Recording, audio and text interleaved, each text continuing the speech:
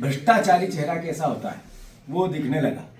मैं मानता हूँ कि बीजेपी के लोग आरोप प्रत्यारोप लगाएंगे, अलग अलग तरह की बातें करेंगे, वो गुमराह करेंगे, उलझाएंगे, पर जनता को एक तरह से स्पष्ट हो गया है कि ये सरकार करप्शन की सरकार है। ऋण, कर्ज, क्राइम और करप्शन और कमीशन की सरकार। तो मैं फिर से सौरभ शर्मा की हत्या हो सकती है। ये पहले दिन भी मैंने अपनी कि उसकी सुरक्षा की जानी चाहिए, जब मैंने प्रेस कॉन्फ्रेंस ली थी तो ये आशंका जाहिर की थी, क्योंकि जब भी सौरभ शर्मा आएगा सामने तब तक कई के चेहरे बेनकाब होंगे। तो मैं मानता हूँ उनको सुरक्षा भी दी जाए और जल्दी से गिरफ्तार भी किया जाए और उनसे सारे राज जो सच्चाई है वो प्रदेश के और देश के सामने लाई जाए। ये करप्शन के लूट में कौन कौन हिस्सेदार है। हम तो कहते हैं बीजेपी जितनी लड़ाई इनकी होती है लूट के पैसे की होती है, और ये लूट के पैसे की ही लड़ाई चल रही है। फिर से एक करप्शन का दूसरा चेहरा महाकाल। वहां पर जो लोगों को प्रशासक बना रखा है, जिन लोगों की ड्यूटियां लगा रखी है, जिन लोगों को पद दिए जा रहे हैं, वो सब 1-1 करोड़ के ऑनलाइन उनने करप्शन किया, पैसा लिया। ये मीडिया डोमेन में है। मतलब ये भ्रष्टाचार भोलेनाथ को भी नहीं छोड़ रहा है। पहले इन्होंने महाकाल लोक में करप्शन किया था, उसमें मुख्यमंत्री समेत कई लोगों पे उंगलियां उठी थी।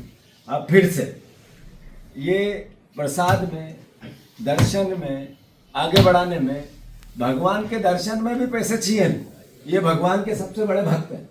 भोलेनाथ के दर्शन कराएंगे इसलिए ऑनलाइन अलग से हमें पैसे दो, अपनी जेब में डालेंगे, जिसमें हमारे परिवार के कपड़े खरीदेंगे, पालन पोषण करेंगे, बंगले बनाएंगे, प्लाट खरीदेंगे। ये है भारतीय जनता पार्टी, और ये है वहाँ से जुड़े हुए जो आरएसएस से जुड़े हुए लोगों को पद दिए उनकी नैतिक दायित्व। मैं फिर से जो धान खरीदी, जैसे मैंने बार बार ये बात कही कि 3100 का आपने बोला था, 2700 का बोला था। आप जिस तरीके से धान में धोखा दे रहे हैं, एक तरह से गला घोंट रहे हैं किसानों का। किसान देख रहे हैं, उनके बच्चे देख रहे हैं।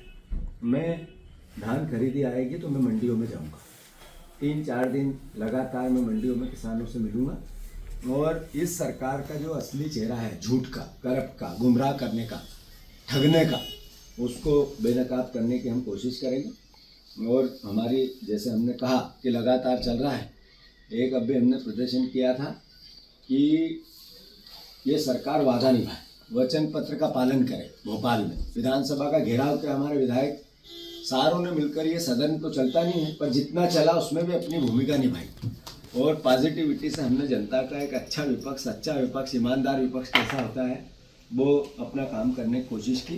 पर ये भ्रष्ट और करप्ट मानसिकता के लोग सरकार में बैठे हैं। इनकी रीढ़ की हड्डी एक तरह से बची नहीं है, इनको शर्म नहीं आती, मर्यादा नहीं बची। तो दूसरा बड़ा आयोजन जो दलितों पे अत्याचार हो रहा है, जैसे कल एक बेटे की हत्या कर दी इन लोगों ने। एनसीआरबी के आंकड़े ये कहते हैं कि दलितों, आदिवासी बहनें लगभग पिछले 3-4 साल में 5 लाख बहनें गायब हुई, 5 लाख बहनें।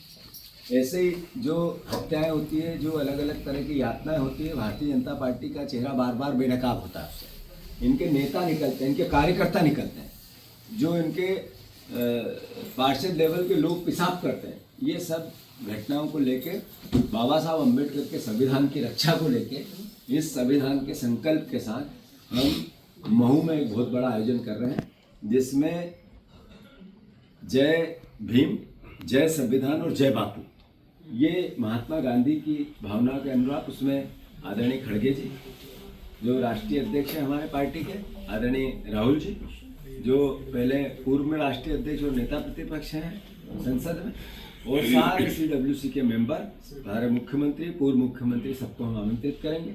एक ही बात, दलित परिवार, ST SC अनुसूचित जाति के साथ जो अत्याचार हो रहा है उसके खिलाफ लड़ाई का आगाज है, और साथ ही साथ बाबा साहब अम्बेडकर के संविधान की रक्षा है, सुरक्षा है। ये संकल्प हम लेंगे, और मैं मानता हूँ जातिगत जनगणना जो कांग्रेस पार्टी की मूल धारणा है, उस पर भी हम पूरी ताकत से मध्य प्रदेश में जन जन को जोड़ने की कोशिश करेंगे। धन्यवाद। अगर आप ये वीडियो YouTube पर देख रहे हैं तो हमारे चैनल को सब्सक्राइब करें और बेल आइकन को दबाना ना भूलें। अगर आप Facebook पर ये वीडियो देख रहे हैं तो हमारे पेज को लाइक करें।